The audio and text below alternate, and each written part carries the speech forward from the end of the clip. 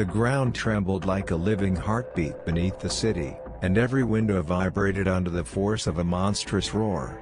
Spider-Man swung toward the source of the quake, eyes widening as a colossal figure emerged from the ruined street.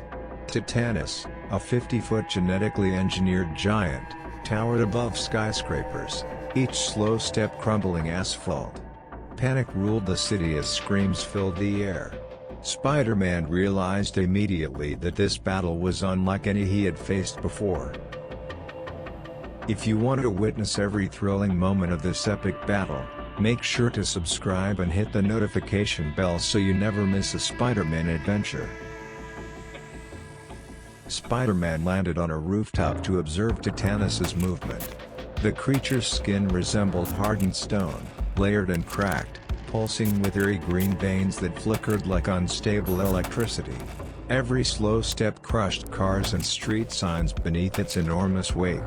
The monster didn't move with rage, but with blind instinct, guided by something deeper and more dangerous. Spider-Man understood that brute force wouldn't save New York today. He needed strategy, caution, and patience. Down below, chaos took hold. Civilians attempted to flee through debris-filled streets, unsure where safety existed.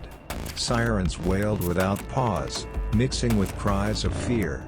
Spider-Man swung downward, lifting trapped citizens away from the collapsing roadways and guiding crowds toward safer zones.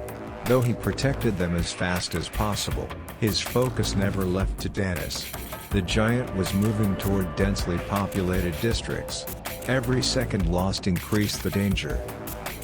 The monster roared again, the sound exploding through streets and shattering storefront windows. Shards of glass rained like metallic snow. Spider-Man shielded a group of children with quick body placement, moving them behind a collapsed bus. He felt small in the monster's shadow, yet he didn't hesitate. Spider-Man had faced impossible threats, but this enemy was different. This time, the city itself felt like it was fighting for survival. Spider-Man ascended a communication tower to gain clearer perspective. From that height, Titanus's glowing veins pulsed brighter whenever it encountered resistance, as though emotional stress increased its power.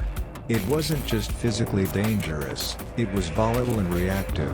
Understanding that was crucial. Spider-Man determined he needed to manipulate Titanus's behavior, not just oppose it. The monster needed to be guided, redirected, controlled.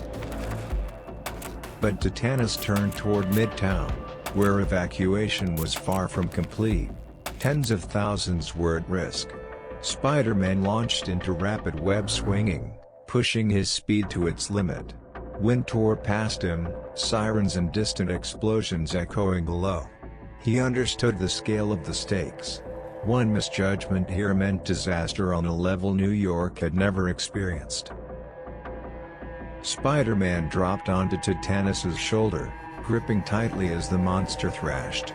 He planted compact shock devices along its upper spine. The devices crackled, sending controlled pulses through Titanus's frame.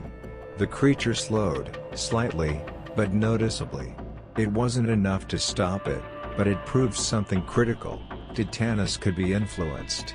Spider-Man's mind raced with possibilities. Titanus swung upward with brutal force, sending Spider-Man flying.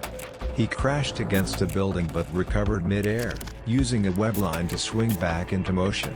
His ribs ached, but pain was an afterthought now. He had confirmed the monster's vulnerability. He just needed something stronger, and much larger, to exploit it fully.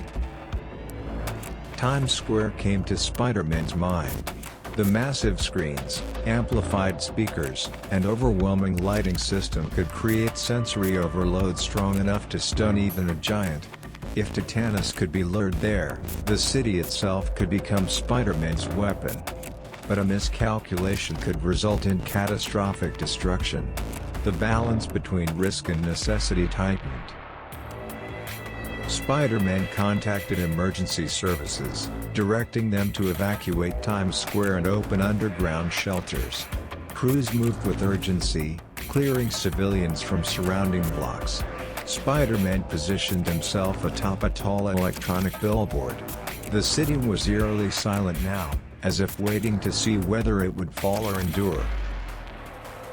Titanus entered Times Square with thunderous weight, crushing street fixtures and scattering debris. The earth trembled. Spider-Man steeled himself. He had one chance to provoke Titanus into the right position. Timing mattered more than strength here. The city's survival depended on precision. Spider-Man swung downward in a sweeping arc, landing directly in Titanus's line of sight. The monster roared, focusing entirely on him. Exactly as planned. Spider-Man's posture remained rooted, unshaken. He could not afford hesitation now. He triggered the city's power grid sequence. Instantly, every screen in Times Square burst to full brightness, and every speaker erupted with overwhelming sound. The sensory overload struck Titanus like a wave. The monster staggered, clutching its head, veins flickering unpredictably. Spider-Man watched carefully.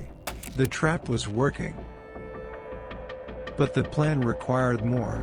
Titanus needed to move. Spider-Man ran across broken stone, leaping, dodging falling debris, staying just out of reach. Titanus followed him directly. Step by step, he drew the monster toward the exposed subway network. The final act was approaching. The subway entrance stood open, reinforced and prepared. Spider-Man fired swift web blasts at Titanus's face, momentarily disorienting the giant. Titanus lunged forward by pure instinct, forcing its massive frame into the tunnel opening. The tunnel groaned under Titanus's weight. Dust fell in clouds. Metal strained and bent. But once inside, Titanus's size became a disadvantage. Its movement slowed. Its strength became restricted. The trap held, locking the monster in place. Containment systems activated. Thick calming gas filled the chamber. Titanus's glowing veins flickered like fading embers. Its breathing slowed. The monstrous roars faded into strained, exhausted groans. At last, the destruction ceased. Spider-Man sat on fractured pavement, chest heaving with exhaustion. The city was damaged, but standing. Lives were saved. Titanus still lived but was no longer a threat. For now, that was the victory Spider-Man had fought for.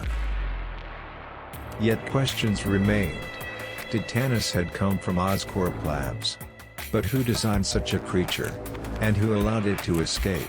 Spider-Man knew this battle was only the opening chapter to something larger, hidden, and dangerous.